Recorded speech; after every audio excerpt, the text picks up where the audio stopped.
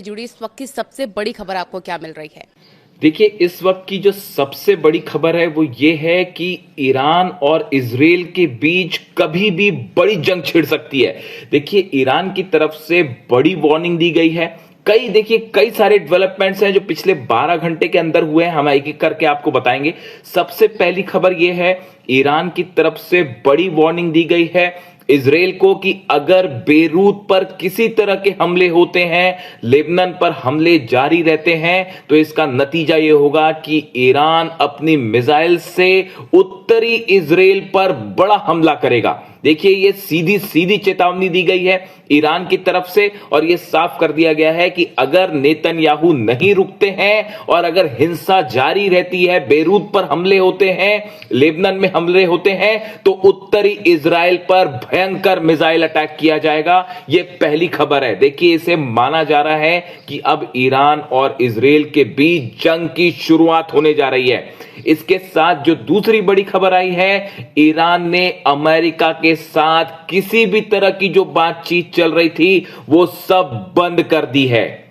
बिल्कुल ठीक, जिस तरह की बातें थी कि पर्दे के पीछे डील हो रही है, कई जो है वो चर्चाएं चल रही हैं, इस तरह की खबरें थी, कई देश बातचीत कर रहे हैं, लेकिन अब ईरान ने फैसला किया है कि फिलहाल अमेरिका के साथ किसी स्तर पर किसी तरह की कोई बातचीत नहीं होगी, जिसके बाद अब घुटनों पर आ चुके हैं ट्रंप। देखिए, कल जिस तरह से हमले हुए कुवैत में, शुरुआत हुई कि अमेरिका की तरफ से टॉमहॉक मिसाइल्स फायर की गई और ईरान के 3 आइलैंड्स पर हमले हुए। केशम आइलैंड पर हमला हुआ, सिरीक में हमला हुआ, गुरुक में हमला हुआ। इन 3 जगहों पर कई ठिकानों पर हमले किए गए। उसके चंद मिनटों बाद ही ईरान का जबरदस्त गुस्सा देखने को मिला और ईरान ने कुवैत के उस बेस को निशाना बनाया, अल सलेम बेस को निशाना बनाया, जहां से मिसाइल्स फायर हुई थी, जहां से ईरान पर हमला हुआ था। और अल सलेम बेस पर करीब बताया जा रहा है कि 15 से 20 फतेह 110, फतेह 110 मिसाइल जो है वो फायर की गई, 15 से 20 मिसाइल्स फायर की गई और जिससे बड़ा नुकसान हुआ है अल सलेम बेस पर और कई अमेरिकी सैनिकों के घायल होने की खबरें हैं। किसी की मौत हुई है नहीं हुई है ये बात अभी सामने नहीं आई है। इस बात को कभी अमेरिका कबूल नहीं करता, इसलिए नंबर्स आने में वक्त लगता है। लेकिन जो खबरें आई हैं उसके मुताबिक अल सलेम बेस में कई अमेरिकी सैनिकों को बड़ी इंजरी हुई है, बुरी तरह से घायल हुए और अल सलेम बेस पर जो एयर रनवे था वो पूरी तरह से तबाह कर दिया गया है और ये बड़ी स्ट्राइक मानी जा रही है, जिसके बाद डोनाल्ड ट्रंप पूरी तरह से घुटनों पर है। देखिए, इसके अलावा तीसरी जो बड़ी खबर है, वो तीसरी बड़ी खबर यह है, ईरान ने साफ कह दिया है कि अगर किसी भी तरह के हमले जारी रहे तो बाब अल मंदेब भी बंद कर दिया जाएगा। जिस तरह से हॉर्मूज बंद है उसी तरह से बाब अल मंदेब भी बंद होगा। बाब अल मंदेब वो जगह है, वो इलाका है, हॉर्मूज की तरह ही इलाका है, जहां से दुनिया का करीब 10 से 15% ऑयल इस इलाके से निकलता है। यानी आप सोचिए कि अगर करीब 20 से 25% ऑयल हॉर्मूज से बंद हो जाता है, उसके बाद 10 से 15% बीच का ऑयल जो है वो बाब अल मंदेब से निकलना बंद हो जाता है, पूरी दुनिया में हाहाकार मच जाएगा। डोनाल्ड ट्रंप घुटने पे है, नेतन्याहू घुटने पर है। देखिए, ये एक ऐसी खबर थी और ये इस बार धमकी जो है वो सीधा सीधा वार्निंग ईरान की तरफ से दी गई है। ईरान की तरफ से ये कहा गया कि अगर किसी भी तरह के हमले जारी रहे तो इस बार ईरान बाब अल मंदेब बंद करेगा। जो हॉर्मूज जिस तरह से ईरान ने बंद कर रखा है, हॉर्मूज में देखिए हालात ये हैं, कल एक बार फिर हॉर्मूज में MSC सरिस्का नाम के जहाज को तबाह कर दिया गया।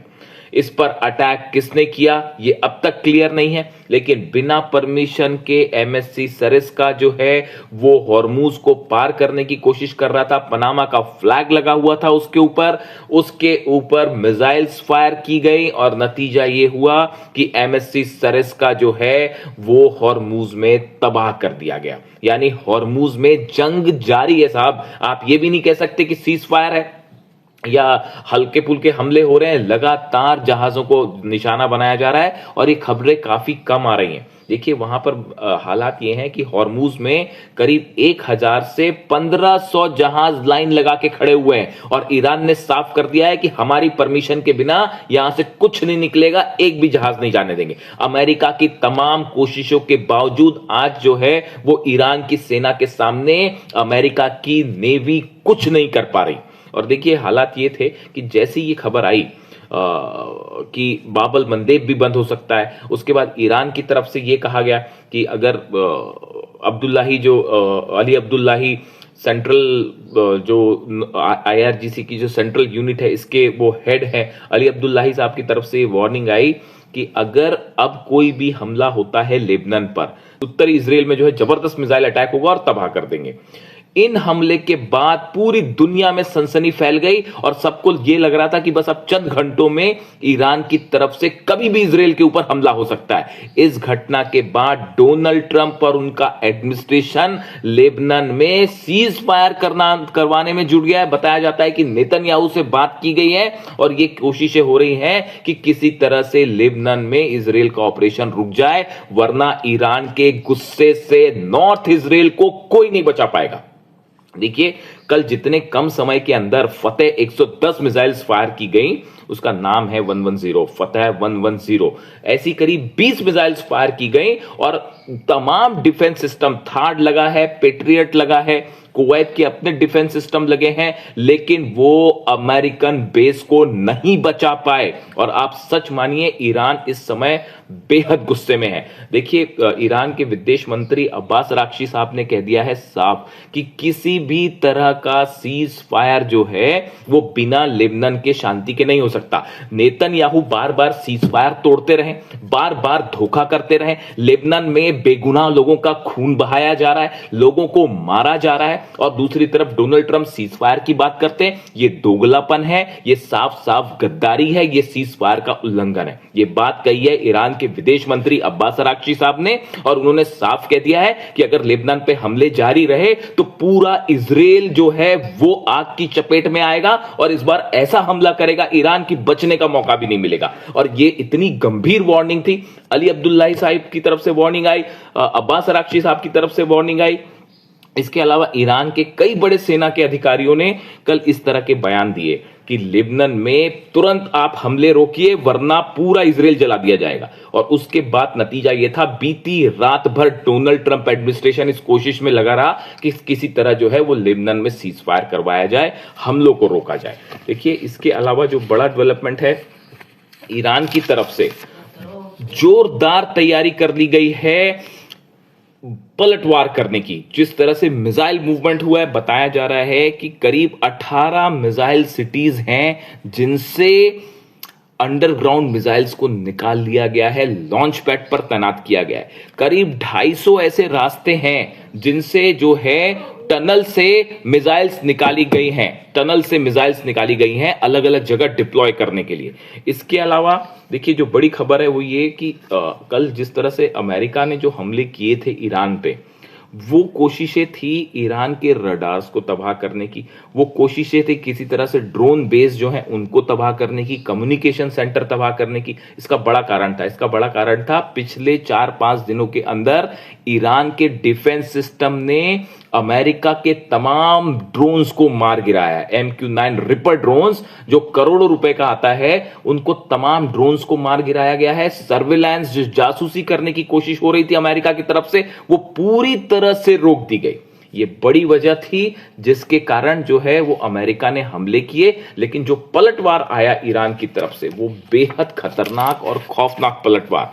अब देखिए हालात ये हैं कि बाबल मंदेब बंद हो सकता है। ईरान ने धमकी दे दी है इजराइल को कि अगर लेबनान पर हमले नहीं रुके तो सीधा अटैक किया जाएगा। पूरे इजराइल में बीती रात सायरन बजते रहे, अलर्ट रहा, लोगों में खौफ का माहौल है। ईरान की मिसाइलों का ऐसा खौफ देखने को मिल रहा है इजराइल में जो शायद पहले कभी नहीं देखा गया।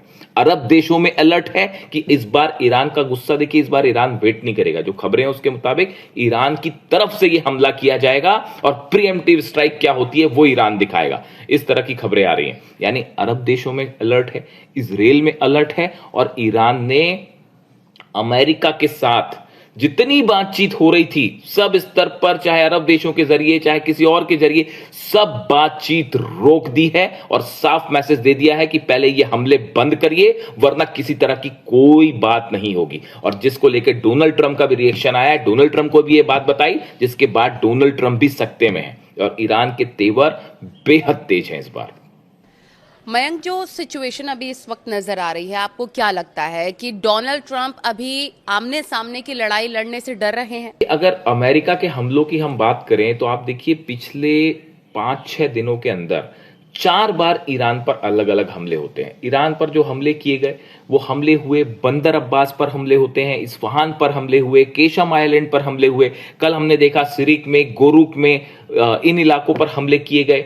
ये हमले करीब 4 बड़ी स्ट्राइक्स जो हैं वो अमेरिका की तरफ से की गई, लेकिन आमने सामने की जंग करने में अमेरिका और डोनाल्ड ट्रंप डर रहे हैं, घबरा रहे हैं, ये हकीकत है। देखिए, दबे छुपे अमेरिका की तरफ से हमले हो रहे हैं, उसकी 2 वजह है। पहली वजह यह है कि डोनाल्ड ट्रंप अच्छे से जानते हैं, अमेरिका जानता है कि अगर बड़ी स्ट्राइक की जाएगी, सीधा जंग शुरू की जाएगी तो ईरान का जबरदस्त पलटवार होगा, 12 अरब देश जल सकते हैं एक साथ। और इस बार बताया जा रहा है कि ईरान ने बहुत बड़े स्तर पर जंग की तैयारी कर ली है। जितने दिन सीज फायर रहा, अरब देशों के एक एक तेल के निशान एक एक जो तेल के ठिकाने हैं वो निशाने पर है, जितने वाटर सप्लाईज हैं वो निशाने पर है, पूरे अमेरिकन बेसिस निशाने पे हैं। और बताया जा रहा है कि अगर ईरान की तरफ से बड़ा हमला होता है तो अरब में हाहाकार मच जाएगा।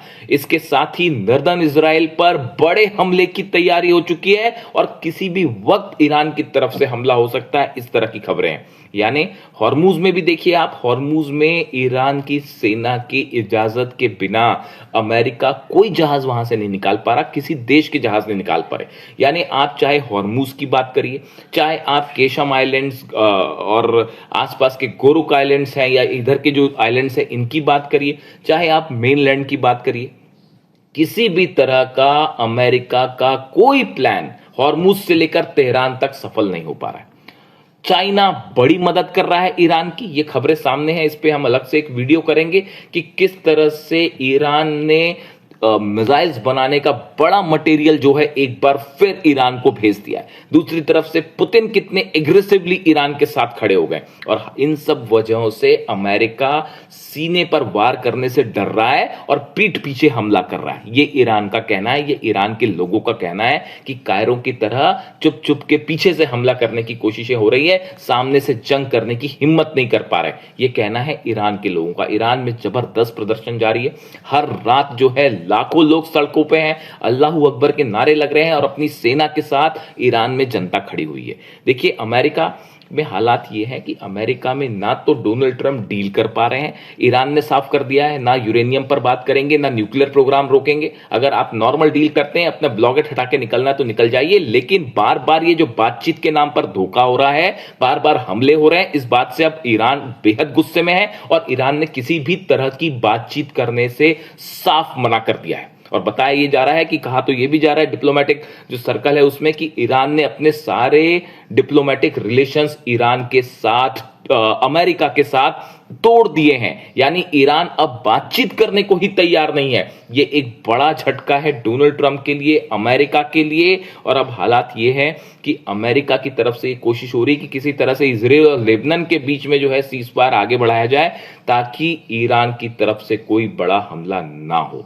अगर ईरान की तरफ से हमला होता है इस बार तो वो पिछली बार के मुकाबले बेहद भयंकर हमला होगा, तेल के दाम बढ़ेंगे, पूरी दुनिया की इकॉनमी पर असर होगा और डोनाल्ड ट्रंप अपना अगला इलेक्शन जो मिड टर्म पोल्स आ रहे हैं वो उनको बड़ा नुकसान होने जा रहा है। इस तरह की खबरें हैं और फिलहाल जो खबरें हैं दलील ईरान से वो ये इस ओर इशारा कर रही हैं कि ईरान की सेना एक बड़ी जंग के लिए तैयार है और किसी भी वक्त इस बार ईरान की तरफ से हमला होगा और इजराइल के लिए जो है वो बड़ा भारी साबित हो सकता है। देखिए, जो भी इससे जुड़ा अपडेट होगा वो हम आप तक पहुंचाएंगे। Thank you so much.